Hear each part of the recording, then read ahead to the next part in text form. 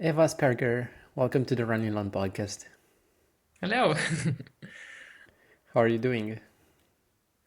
Yeah, thanks. I'm coming back from biking today, 2 hours of biking. As Same. always, as usually, I'm a little bit late in a hurry, but it was really nice to be outside already. Same. I had a bike session and then a gym session, and I came back literally 3 minutes ago. I had a peach and some water, and here I Yeah. am with our call. Yeah, It's yeah, good to yeah. see you. How is the preparation for the World Championship going? Are you excited to run in Canfranc? Yeah, definitely. It's You have going. a good team with Germany, I think, with Katarina and Ida and Yeah. The Lottie Briggs. German women's team, I think, is really strong. Yeah. Yeah, I think Katarina is very strong. So Rosanna is also Oh, we Rosanna, have a yeah. quite strong team. Gitti is also in our team. She's very strong. So she did also amazing CCC. So I think, yeah, it should be good.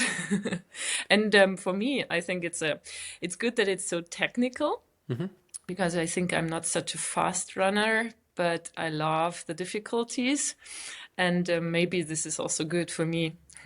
Yeah, it will suit you and your team. I know also Katarina and Rosanna, they quite Yeah, like the technical races and steep yeah, races, and there is plenty of that in Canfranc. absolutely. Yeah, Yeah. we will Um, use our hands, I think. oh yeah, for sure, quite a bit. I was on the track in July, and I was surprised by how technical it is. Yeah, I said it already.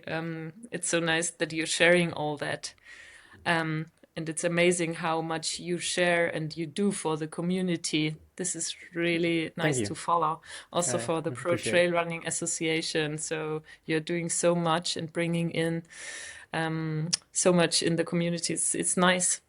Thank you so much. Yeah, I mean, for me, the goal is to try to elevate the sport and help other athletes to be the best they Mhm. can and achieve their dreams. It's never really been about me, Yeah. but if I can leave a mark on the sport, I think, or a legacy, I think it would be this one, like to help Yeah. grow the sport and leave a better environment than what I found when I first started trail running.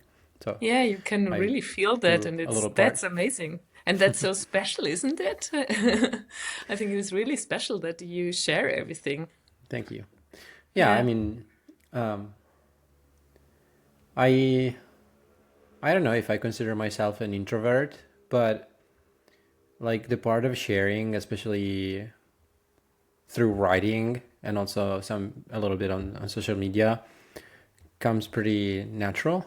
And maybe it's because I have a maybe it's more difficult for me to be so open when I'm Mm. actually talking to someone, like in real life, because you have a Yeah. person in front of you and you're a little bit shy, and Mhm.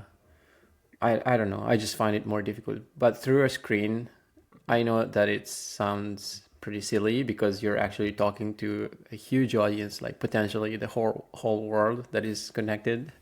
But sometimes it feels even easier to share these like private and personal Mhm. thoughts.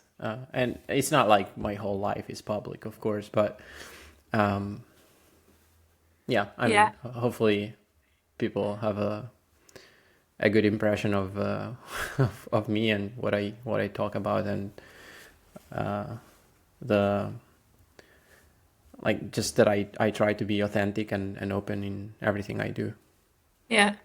Yeah. And this is, I think it is important because it's easily to think, wow, there is Francesco Puppi, and he must be always happy, and he's doing so good. He must have huge self-confidence, and it's so nice that you are sharing that and that you are saying, okay, it's not like that. I have difficulties.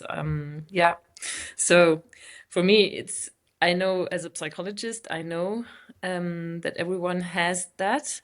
So it helps me a lot when I go to the World Championships. I think, okay, they all look like they are way better than me.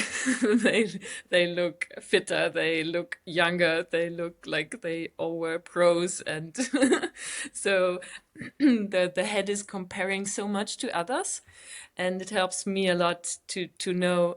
No, it's just the impression, and you don't know what is inside, what kind of fears and what the other ones think of you and see in you. So this is really good to know. And so it's also something I think you do for the community, to be so open and to share what's inside the head. Thank you. Yeah, I think, um, I used to be different, but what I learned is that, um, like, especially like hearing stories from other athletes experiencing similar problems and fears and emotions and situations as the one I was going through really helped me feel less alone and normalize what I was feeling, and not feel a sense of shame for maybe some of the negative things that I was feeling or I was doing, or the feeling of never being good enough, never Yeah, being fit enough. Um, yeah, do I even belong here? Like, am I good enough to be a professional runner? yeah, It's actually like sometimes you feel like you're the only person in the world having those feelings, and you yeah, feel a huge sense of shame for that, but it's actually so much more common than what you think on yeah. surface level. So Absolutely. So I'm interesting. So sorry to interrupt you yeah, for a moment. What no, is of so course. interesting, I think I had a course. I'm deep into self-compassion practice, which comes a little bit out of the Buddhist practices. And we had a course, I think, with 170 people in one room, and they came from Chile, from Australia, professors, whatever. So really many, many people from everywhere. And the teachers, they asked who is having the feeling to be strange and not to belong here. It was like everyone was Yeah. raising their hands. And it's so good to know. I mean, if you say that, I think I'm not good enough, I don't belong to the pro athletes, I think from the outside you would say, oh, Francesco. Yeah, from the outside, Everyone. like you see these athletes and you think, okay, Yeah, that they must be so self-confident, and like yeah, this is their purpose in life, and the direction is so clear, and they never yeah, have any doubt. Because like from the outside, it all feels so necessary and like fluid, but in yeah. reality is not. So I think I'm super grateful for the athletes who have been open, sharing their stories and their experiences, because it really really helped me feel less alone, Mm, dealing with these problems. And yeah, then yeah, I went through my own. I mean, I work with a sports psychologist, so I yeah. learned a little bit of how emotions work, and I think emotional Mm, education is a big part of dealing with these kind of yeah, thoughts and emotions, because many times I think we go through emotions, but we mm, cannot give them a name. We don't understand what they are and where they come from. And being mm, able to understand what you feel, like rationally, mm-hmm, is so powerful. And you learn like not to judge your emotions, and to understand that they have reasons. And if you're feeling something, you should not be like judgmental, mm, but like just maybe ask yourself, okay, why am I feeling sad? Why am I feeling angry? And like yes, go to the real roots of that emotion, and have a much more effective response to that emotion, instead of like a reaction that is maybe not functional for what your goals are and the person you are. Yeah. So suddenly we are deep into psychology, but it's so good Yeah, it's to your share topic, and that, I think, and it's so interesting what you're saying, because so many people think being strong means pushing away the feelings and yeah, the toughness, and go through it and push it away and don't be weak. And if you look to studies about psychology and sports psychology, it's completely the opposite. So right. being able to name your feelings, what you say, to see, okay, when I get overtaken by someone, I feel pressure, or I feel a shame or something like that, and being able to let the feeling be there, to name it, and to allow it to be there. This is the real strength. And it makes you stronger and makes you a better athlete, and not to push away and not having these feelings. It's such a huge misunderstanding, isn't it? Yeah, right. Because I think oftentimes this like surface level strength, it really hides as an insecurity, like a structural insecurity that people manifest through toughness, control, like pretending like you can control everything, but you quickly realize it's impossible. Like there are Would be things that nice are, if you yeah, could. maybe, but maybe not Yeah. nice. I don't know. But you realize that there are things that are within your control and other things that are outside of your control, and that's completely fine. But if, for example, if you only evaluate success through the results of a process, you're probably going to be disappointed, because it Yeah. may go well, it may not go well, depending on a huge number of variables, many of which are not under your control. So if Yeah. your definition of success is based on maybe process or what you can actually focus on instead of just the end result of an experience, Yeah. that's probably a much healthier approach that you can actually control. Yeah. Yeah. Yeah. Yeah, absolutely. So I was on the bike. I was thinking about, okay, what will Francesco maybe ask you? And I was thinking a little bit about the World Championships, and what will I say if you ask me about that? Because I don't absolutely feel self-confident about the World Championships.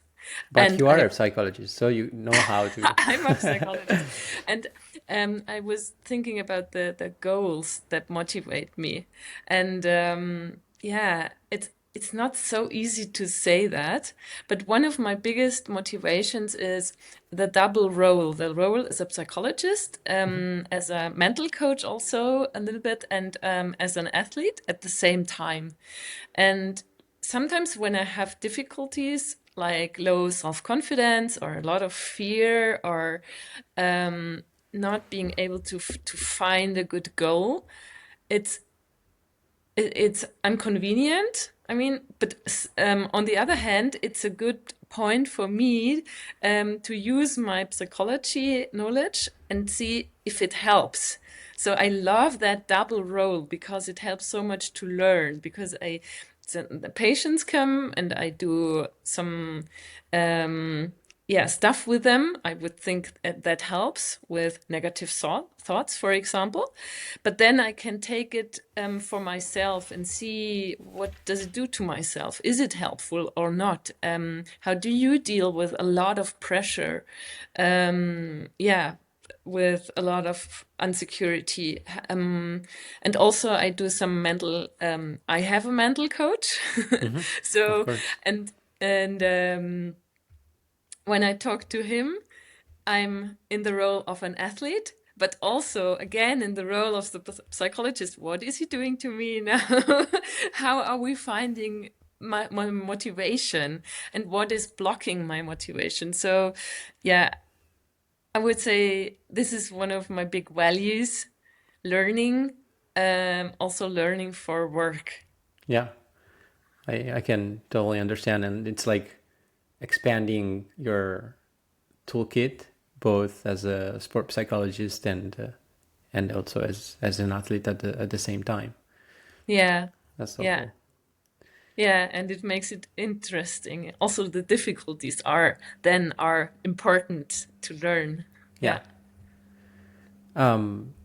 How do you deal with motivation? Because I think it's one of the few topics that to me, like I never really had to focus on. Maybe it just comes natural to me, but Hmm.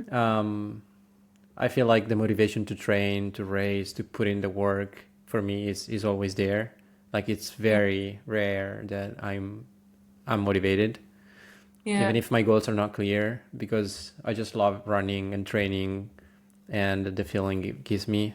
So to me, like the training is the motivation. I don't need Yeah. like other goals in order to Hmm. spark that motivation.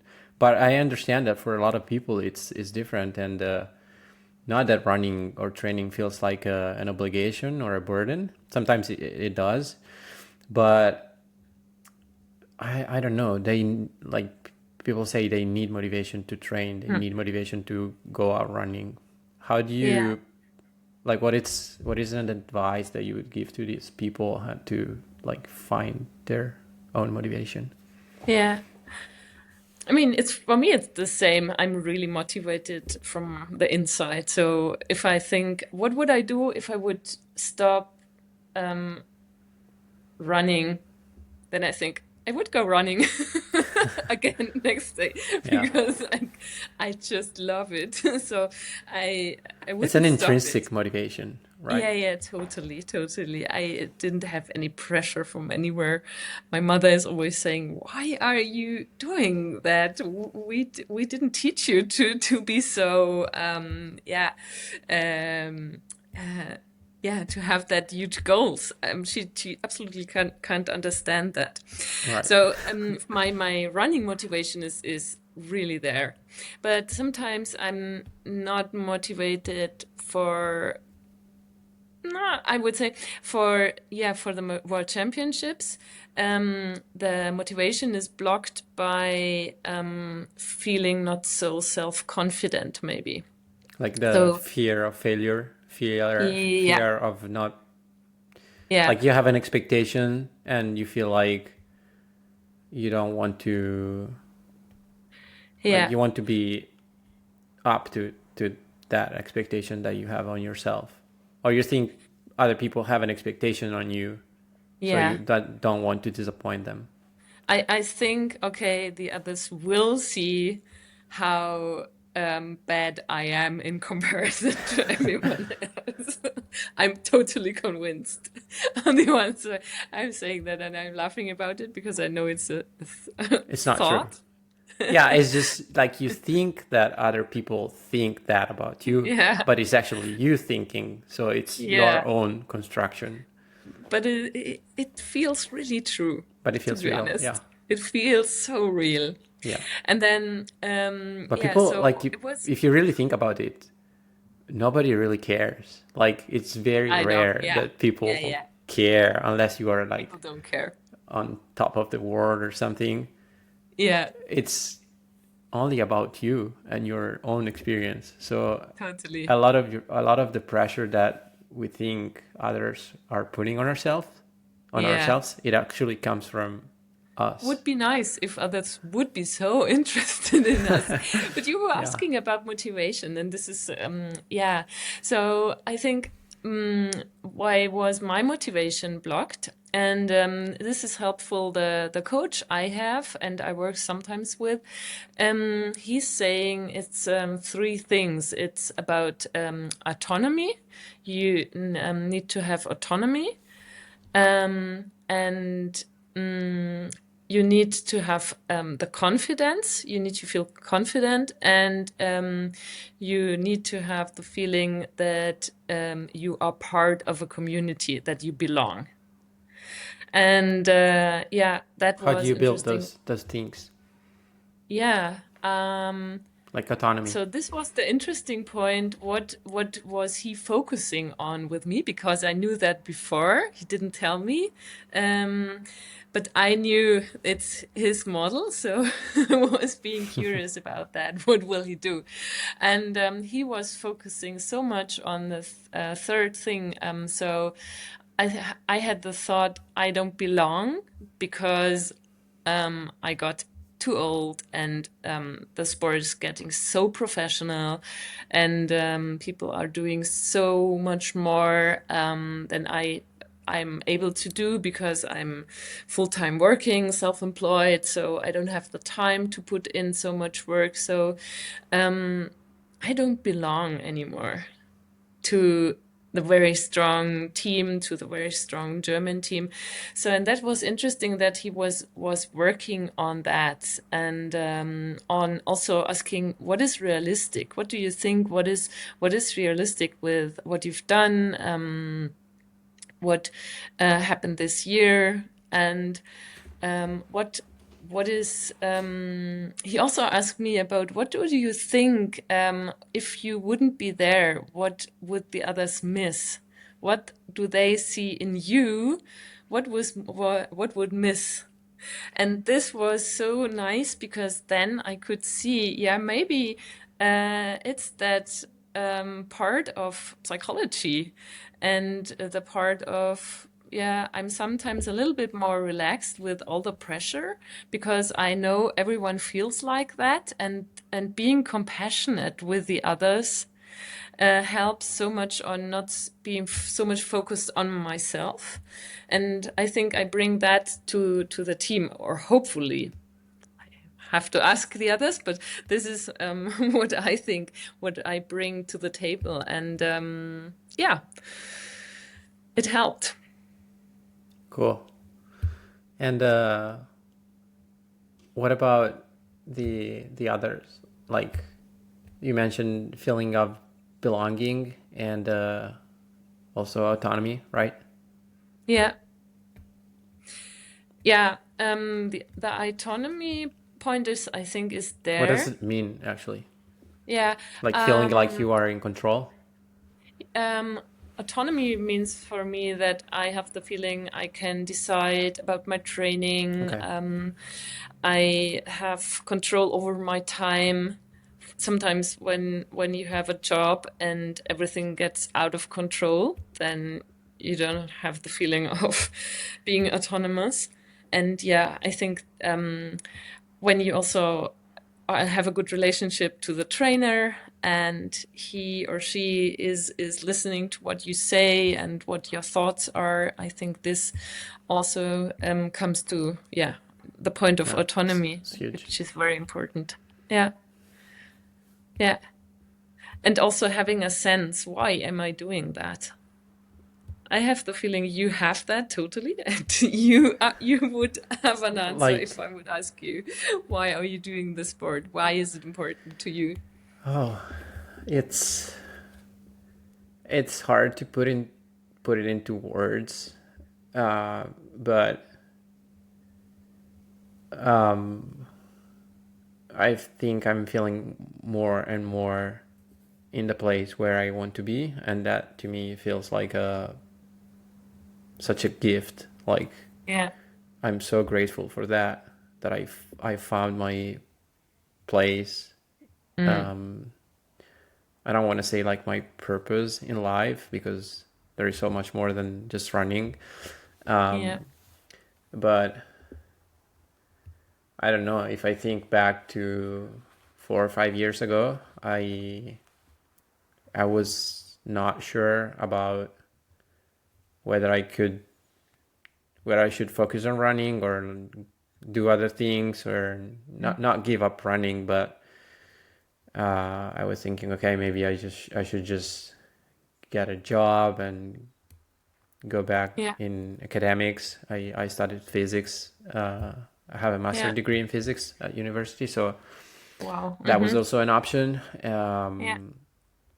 And that created a lot of insecurity and questions. Mm.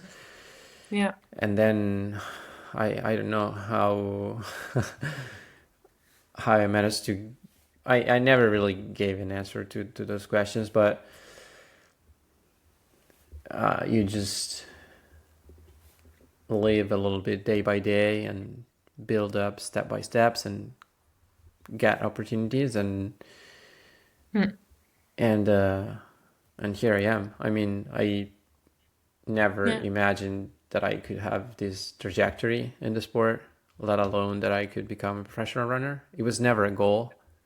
Yeah. It's just a consequence of a bigger process Hmm. to Yeah. like find out what I'm really capable of, how far can I push my body, Mm. Yeah. and how much can I grow. So that is the thing. And Yeah, like not knowing in the beginning, but right, it sounds like you found out, okay, I try and I don't know where it brings me, but now I have the feeling I'm right. I found my place. I feel good. So yeah, yeah, it's very interesting to hear that it's not always knowing this is the right way and I go there. It's not the beginning, but it's yeah, you find out that it's like that. Yeah. exactly. Also because I mean, if I had known from before, I would have put all the energy and effort into running. But in the Yeah. beginning, it used to be different. I had for a few years, I had a full-time job as a teacher, for example.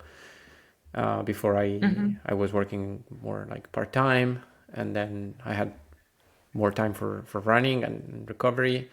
And now finally, I'm pretty much fully focused on running professionally. So I don't think it has to be like black or white, but Yeah. you because you never know. It's also important to keep the doors open. Um, but also, I think like you don't need to justify your passion with any kind of results or to other people. Like if you love running, if you love the sport, you can just do Yeah. it for yourself. But it doesn't like you don't have to Yeah. be fast. You don't have to win races in order to justify the fact that you're going out running every day, that you love running.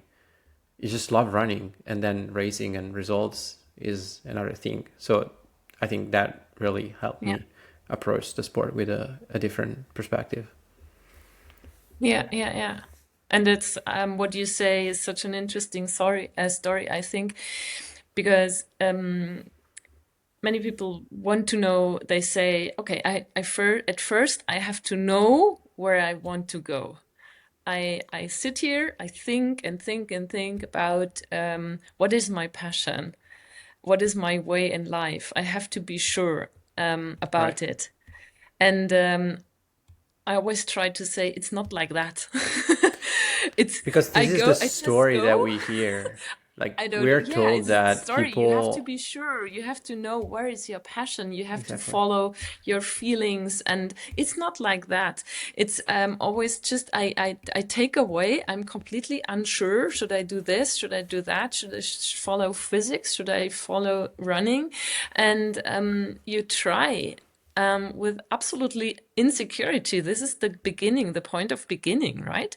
And then it looks like, okay, Francesco for sure, he always knew definitely that would be his way. It's just But that no, people it's not don't like know the that. story, and Yeah, we have the narrative that we are told is wrong.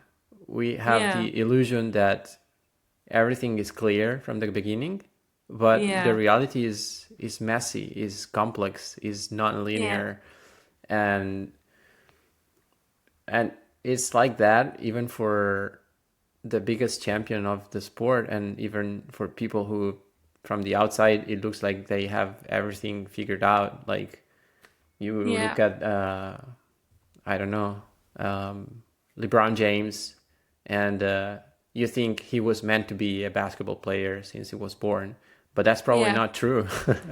No, it's not. And it's so important to share that. Exactly. I had a patient today and she was like, okay, I have all that negative feelings and self-doubt and yeah, I saw in her so she has the feeling, yeah, I'm so different from you. She knows that I'm running, she knows that I go to the World Championships. So and I told her, what do you think? What goes on in my mind? Yeah, and she thought, you are self-confident. You must be self-confident. And then I told her everything what is in my head. And it helped her so much. She was Right. like, crazy. I never expected that. I thought you don't have that, all of that. Yeah, I think And for this you, it's is everything is clear. And this is the misconception is I can only take action if I feel good. So I will do that if I feel right. And this is blocking so much. And the thing I learned the most out of psychology is my thoughts, they stay thoughts if I don't do what they say. So yeah. um, Good the good point. tyrannies, do you say that in They're English? just thoughts. Yeah, They're they are just chemical thoughts reactions in your and brain. they tell you so much, so much, so much and you don't listen, you don't listen, I don't listen. Okay, they say you are too old. 45, you are too slow. You have no career of running and you blah blah blah blah everything. You have to stop. It's just, I don't listen, I don't listen, I don't listen. Do your work, do your work, do your work. Go outside, do your interval sessions, follow the plan. Action, action, action. Focus on the steps. Where do you want to go? What do you have to do? This is the only thing you have to know. And they get really loud sometimes. Yeah. So it's we understood it's not true that motivation follows action, Yeah, because I mean the motivation is not always there, and that is okay. And also about the inner dialogue. I mean, yeah, I think it's what is the balance between giving attention and listening to your own thoughts and emotions, like to your inner dialogue, yeah. and also not listening to it, like you were just describing. Yeah, it's such a great question because it's the question. Because this is, yeah.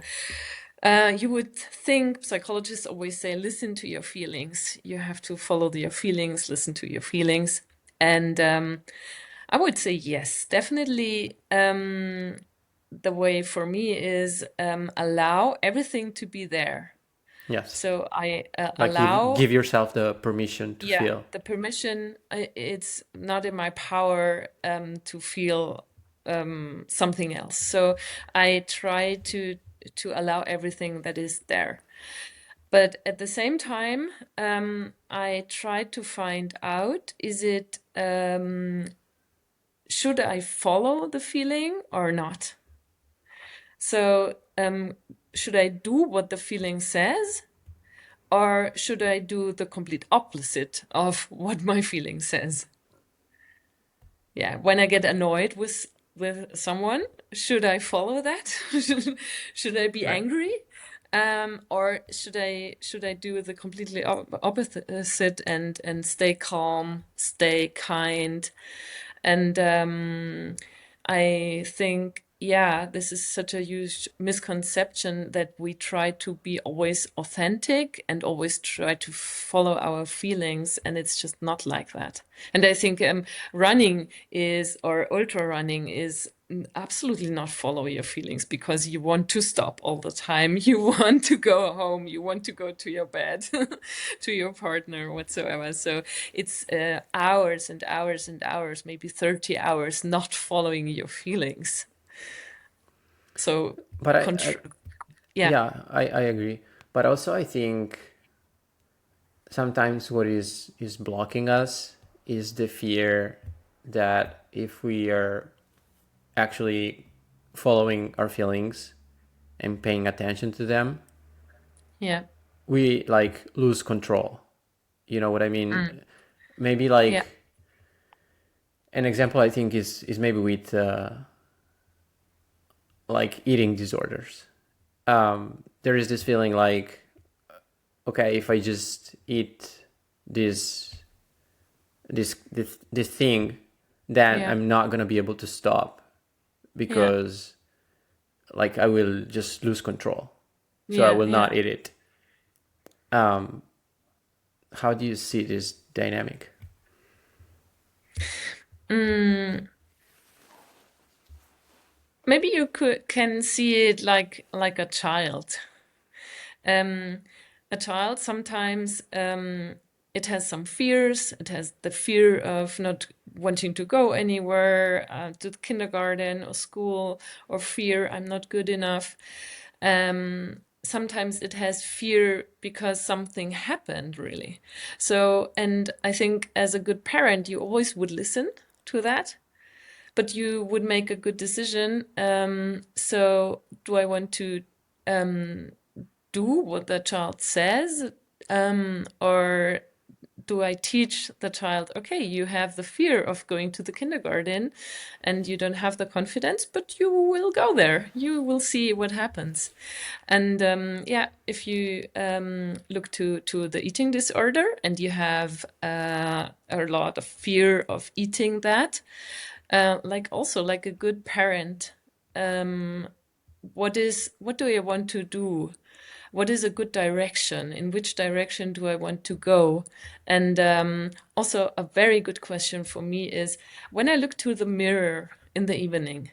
So, would I be happy if I would have eaten that or not? You know what I mean? Or in 1 year or 1 week, or also if you had the control over a very good friend of yours, and he had the fear of eating that or not eating that, what would you decide for a very, very good For friend? her, yeah, or for Yeah. him, So I right? think that helps me to understand. Should I always try to listen to a feeling, but to see what is the action that follows that feeling, um, or should I also listen a little bit more to the feeling and like sit with the feeling, Right. talk to it, like to a child, or at the moment is not important at all. It's just no, we don't do that, and I just should go the other way, the other direction. I like the example you gave of like choosing something for your best friend, because sometimes we don't love ourselves enough, Yeah, and it's easier for us to choose and give advice to other people than it is yeah, to take care of ourselves and love ourselves and give ourselves the importance we deserve. I think, and yeah, I struggle with this a lot. Like sometimes I think that I don't deserve certain yeah, things. Like I don't deserve to yeah, rest. I don't deserve to take a break, yeah. because I don't really know why. I think sometimes we have such high standards and we can Absolutely, yeah, just not stop and not yeah. like we don't give ourselves enough value maybe. Permission. For Yeah, some people it's the opposite, of course. They overestimate themselves, but I think yeah, especially among athletes this is very common to yeah, yeah. to I know struggle that to give for sure. yourself value. Why do you think Absolutely, it's yeah, it's yeah, so yeah. common among athletes? I mean, if you do more, you always get the feeling, okay, I did everything to be sure that I did enough. Yeah. So I think it's for the moment it's a good feeling to do more, because then you can be sure, okay, it was good. It covers your But maybe it's anxiety. more for the moment. Yeah. To It's a good feeling for the moment. And I think very important is it when you have some pain. So there it's getting difficult. Should you push through it, or should you make a break? And especially for that, I try to see it for a very good friend. If I would make the decision and take the responsibility for that decision for a good friend, what would I do? And then that helps me a lot to make a good decision. Yeah. Yeah. And then it's always about short term, what feels good in the short term, because it always feels good if you have done more, right?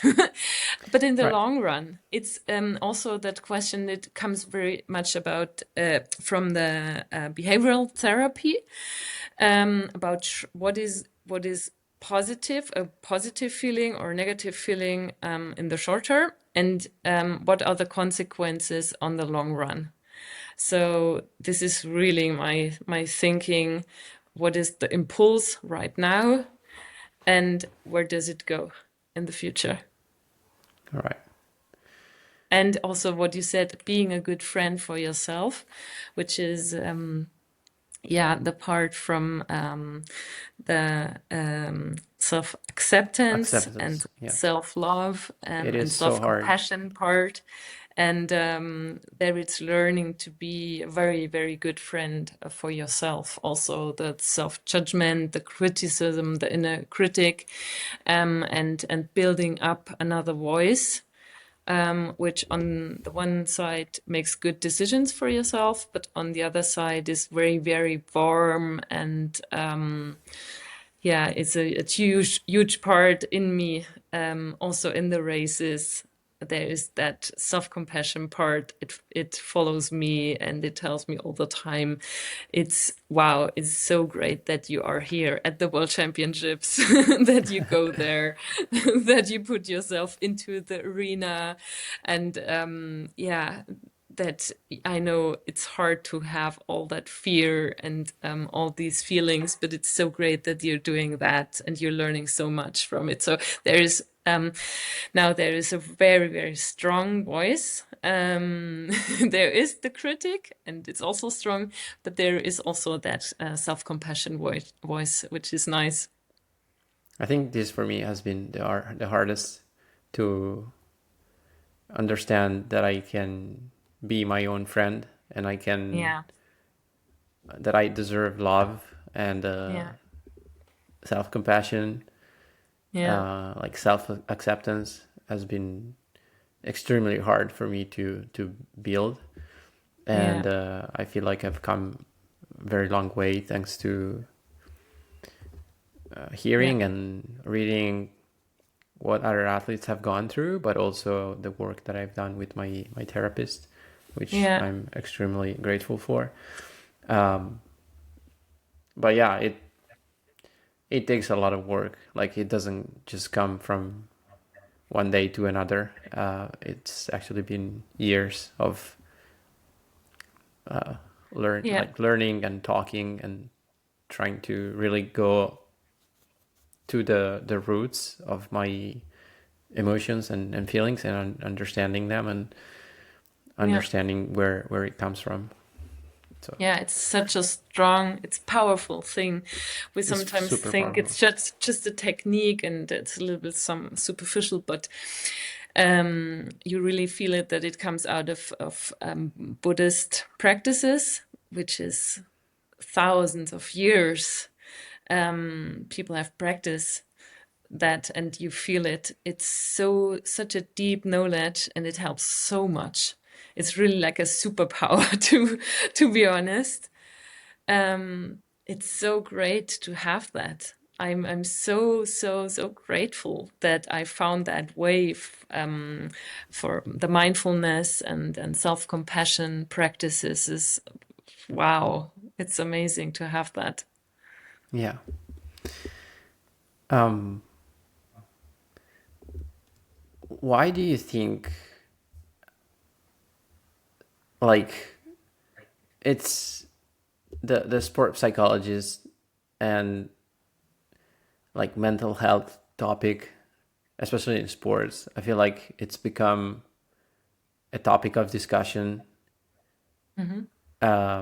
only since just a few years ago, like maybe after, I think after the Tokyo Olympics, it was the moment where really more and Mm-hmm. more athletes started to talking about their mental health and sometimes Yeah, therapy or like working with a mental coach.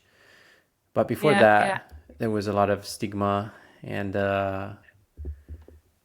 it was just not something that people easily talked about. And I think it's really important that we're now talking about this topic more and more, and it's become almost normalized, and there is less and less sense of shame around these kind of things, like saying, okay, I'm taking care of my mental health and I see a psychologist every week or something. Why Yeah. in our society is so difficult to talk about emotions? Huh, yeah, that's a really, really good question. I know the documentary about the Olympics. I think you mean that, right? I saw it about I mental don't know health that, and but I think I just realized that uh, the Tokyo Olympics represented a big shift in this kind of mhm, in this yeah, field. yeah, yeah. And there is a documentary about it. It's Okay, very good to see, but what is also it called? sometimes hard. But oh, I don't know. I have to look it up. To I be will look it honest, up. I don't know. Yeah, Okay. yeah. But yeah, a good question. Why is it like that? I just can tell why is it like that for me, and why am I so open about everything that goes on in myself? And the answer to that is, yeah, I know that people feel alone and they feel like the story I told before, the 170 people in one room, and everyone says I'm strange, I'm different, I don't belong, and knowing that this is the reason why I talk about it and why I am so open about what is going on in myself, to make others see, okay, I'm not alone. I'm not alone with this. It's really normal to feel that. And also, there are some practices in the mindfulness practices, and you are doing the dialogue work. So you just listen to another person and you get a topic, for example, age or being ill, and you listen for 15 minutes to completely to people you never seen before, and you see, wow, they are having the same thoughts like me. They feel the same. It's strange. I It's wouldn't like have I know expected this that. person. Yeah, yeah, yeah, yeah. And because of that, I try to be open. And yeah, um, I don't know why it came like that, but it's really good. Um, yeah, I think 100 years or 50 years, 50, no, 100 is too much. 50 years ago, when you go to a psychologist, you were really ill, right? Yeah. There was a huge stigma, huge, huge stigma. And maybe we are more open about everything, about age, about menopause, about all the topics we have in ourselves and we didn't talk about. And now you have the possibility, you share it, and you help each other. It's nice. Yeah, it's super nice. I don't know if the reason is like a cultural reason or like also a control mechanism, because a society that is unable to express their emotion, it's probably easier to control by whoever is in power, because Yeah, yeah, yeah, it's maybe. uncomfortable to question things and question yourself, and yeah, it's like being vulnerable. uh, I don't know, but I think it has something to do with it. And Yeah. another question I wanted to ask you, we didn't really explore the difference between a sport psychologist and a mental coach, but there is a difference both in their role and also their studies, their education. For athletes, when would you suggest to work with a sport psychologist and when with a mental coach? I think a sports psychologist, maybe you can be sure about that he uses science and not a gut feeling what is good. And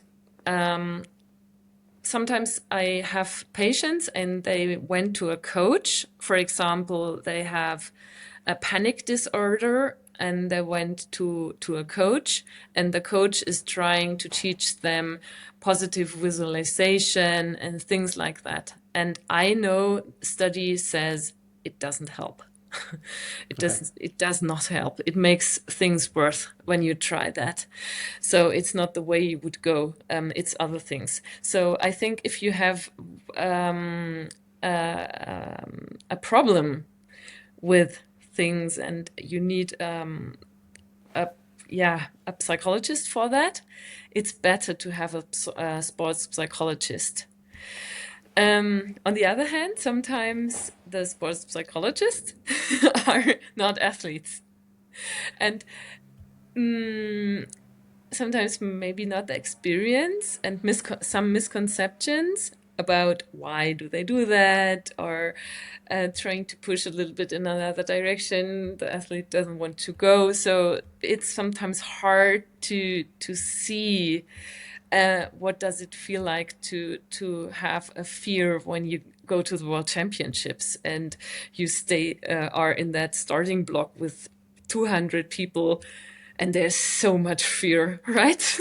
And sometimes the mental coaches, maybe they come out of sports and they know it, and maybe they have done some things and they know it from experience. So Okay. you don't know. I would trust my feeling. And if you think it helps, go there. And if you think it doesn't help, then look for someone else. It's very, very important to let go of some things which are not fitting so Yeah. well, I think. Yeah. Yeah. I Sometimes think I so. need the permission to let go of things that don't feel right. Yeah. And also, yeah, related with what you just said, I think many times, like, there is this general misunderstanding that talking about sport psychology, sorry, and like sport psychology for psychology for athletes looks like talking about performance optimization or pre-race anxiety or motivation for training, goal Yeah, setting. But yeah, in reality, we are people first and then athletes. So yeah, talking about mental health has to do with not much with like what we do, but like who we are and yeah, like our emotions, and we are no different from any other person. yeah, So we go to a sport psychologist thinking that we're going to work on our like sports related issues, and then we end up talking about completely different things, which of course have an yeah, impact on our activity as athletes, on our sport, yeah, but they're not like relative, or like they're not inside the sport, yeah, yeah, yeah. if And I I think, can express yeah, myself. yeah, totally. And sometimes I think that's good. That's very good because what are the relationships about? How are you embedded in life? Um, So, what is the perspective when you stop professional sports? This is important because it also all goes to the stress system. And if you have a lot of stress, because the other parts in your life are not there to carry you, so this is huge stress. So it's really good to see all the other things.